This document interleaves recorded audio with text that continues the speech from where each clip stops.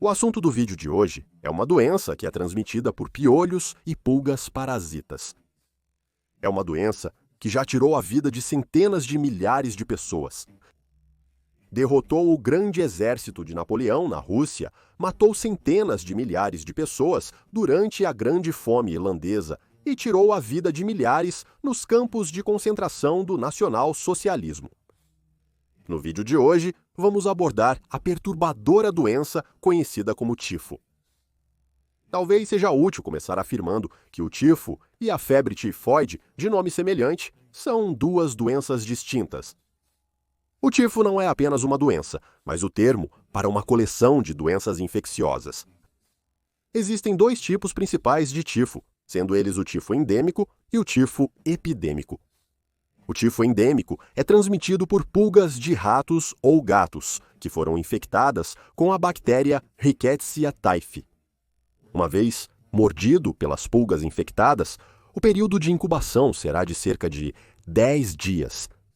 Os sintomas iniciais do tifo endêmico geralmente incluem febre, calafrios, cefaleia, dores corporais e vômitos. Isso pode dificultar a identificação da doença, considerando apenas esses sintomas. Mas a erupção cutânea associada à doença é única e biópsias podem ser feitas para revelar a presença da bactéria. Cerca de metade dos pacientes com tifo endêmico sofrerá erupção cutânea, convulsões e confusão. Felizmente, o tifo endêmico raramente é fatal, embora possa causar complicações em pacientes mais velhos. No entanto, o tifo epidêmico é muito mais mortal. É transmitido por piolhos que infestam humanos, escondendo-se em roupas de cama e aventurando-se na pele para se alimentar de sangue. Quando se alimentam, podem transmitir a bactéria Rickettsia prowazaki. As fezes infectadas do piolho são arranhadas ou esfregadas nas feridas de mordida, outras lesões ou através das membranas mucosas para os olhos ou boca. Esses piolhos podem se reproduzir em grande número, onde o clima é frio e em lugares insalubres. Durante seu curto ciclo de vida, de cerca de 30 dias, uma única fêmea de piolho pode colocar até 200 ovos. Isso significa que poucos piolhos podem gerar uma população de milhares em um único indivíduo e pode fazer isso em um período de tempo incrivelmente curto. O período de incubação geralmente é de cerca de 2 semanas, após o qual haverá sintomas semelhantes aos do tifo endêmico, mas uma doença rara, adicional notável causada pela infecção, é a doença de Broyle cinza. Isso ocorre quando uma pessoa é infectada, mas as bactérias permanecem latentes por meses ou até anos depois. Essa doença geralmente é desencadeada quando o sistema imunológico está comprometido por outra doença ou pela velhice. Os sintomas desta doença são semelhantes aos do tifo endêmico, mas muito mais leves. O perigo do tifo epidêmico reside nas muitas complicações que podem ocorrer se não for tratado. Insuficiência renal, pneumonia e até meningite são apenas algumas das complicações mortais que podem matar. Entre 10% e 30% dos pacientes, se não tratados, morrerão de tifo epidêmico. Acredita-se que o tifo epidêmico assola a humanidade desde a Grécia Antiga. Acredita-se que seja uma possível explicação para a praga de Atenas, que matou até 100 mil pessoas em 430 a.C., embora outras explicações tenham sido apresentadas. Acredita-se que o tifo epidêmico chegou à Europa após os soldados espanhóis lutarem nas guerras civis de Granada em 1489. Estima-se que até 17 mil soldados espanhóis faleceram de tifo nessa época. Da Espanha, a doença se espalhou para a Itália, França e norte da Europa. Vários médicos descrevem a doença, notando que é comum em acampamentos militares. No século XVI, entende-se que a doença chegou às Américas a bordo de navios espanhóis, embora algumas evidências sugiram que a doença já estava presente na América do Sul antes disso. Acredita-se que até 2 milhões de índios nativos no México morreram de tifo epidêmico, e outras doenças trazidas da Europa, como varíola, durante o século XVI. E isso não foi uma anomalia. Existem relatos de casos devastadores de tifo epidêmico, reivindicando dezenas ou até centenas de milhares de vidas. Durante o século XVIII, na Grã-Bretanha, o tifo recebeu o nome de febre da prisão, pois estima-se que 25% dos prisioneiros ingleses tenham morrido de tifo. O tifo devastou as tropas francesas durante toda a invasão de Napoleão à Rússia. Até 220 mil soldados franceses foram mortos pela doença durante a invasão da Rússia.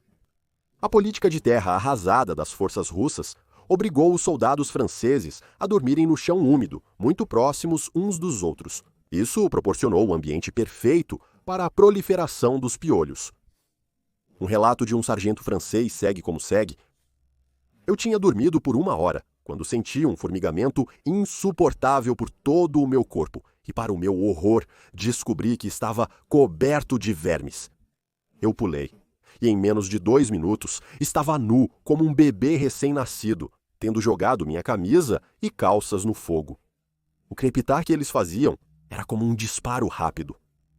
Somente em 1909, o bacteriologista francês Charles Nicolle confirmou pela primeira vez o papel dos piolhos do corpo na transmissão do tifo epidêmico.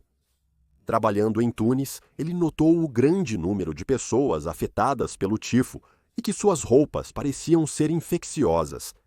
Ele notou que após os pacientes receberem um banho quente e vestirem roupas limpas, deixavam de ser infecciosos. Ele continuaria seus experimentos pegando piolhos não infectados e fazendo-os se alimentar de macacos infectados com tifo. Ele pegou os piolhos infectados e transmitiu a doença para macacos saudáveis.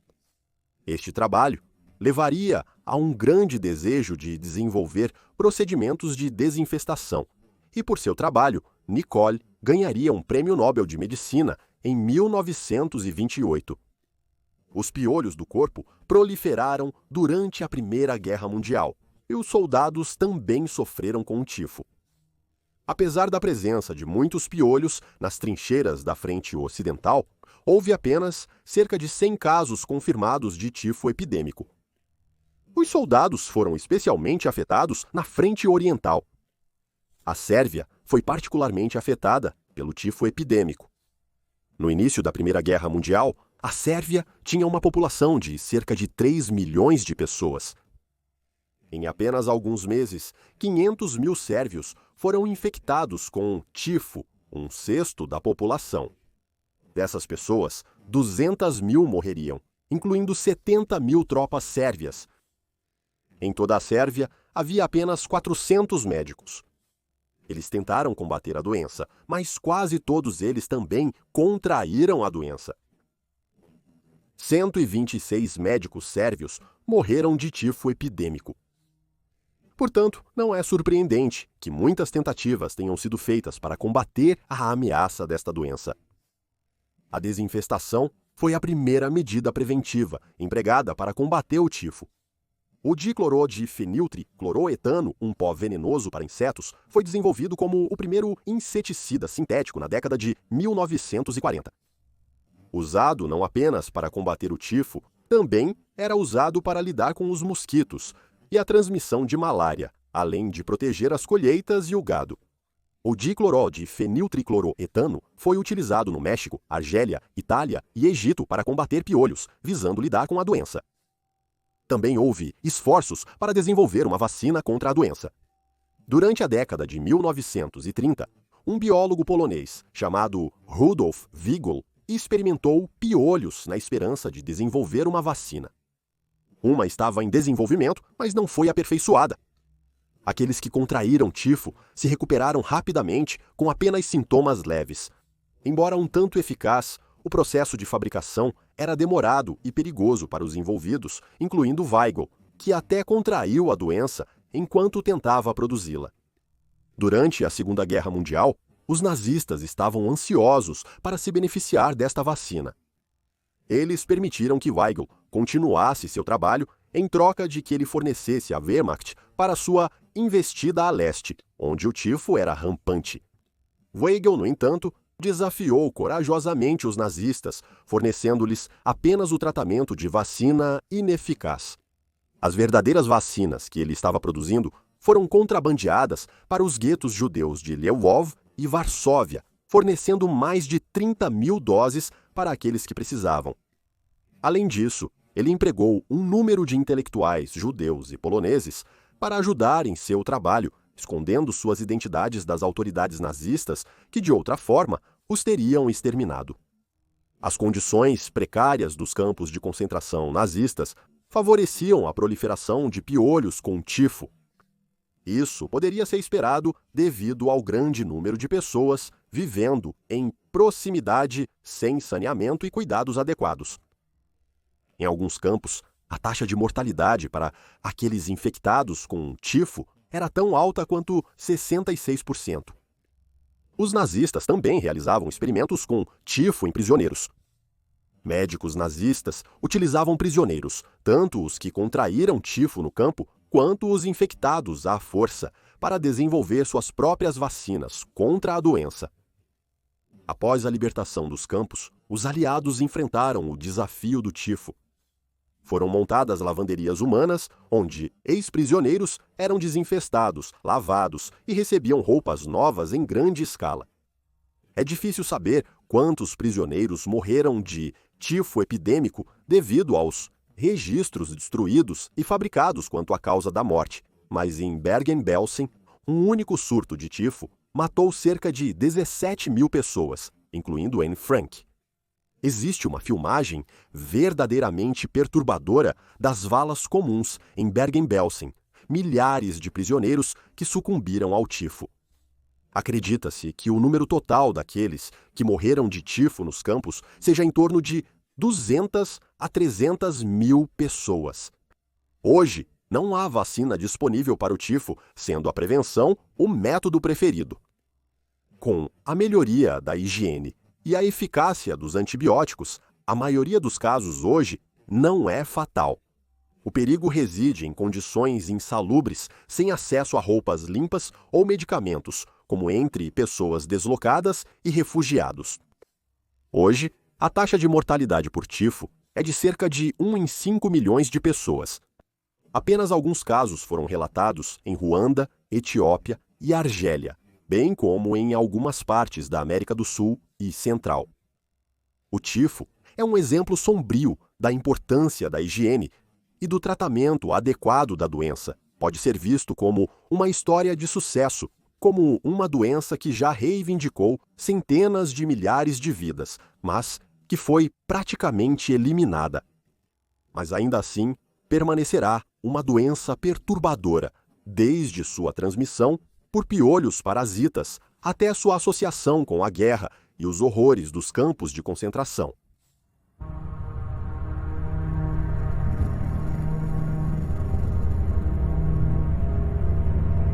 Obrigado.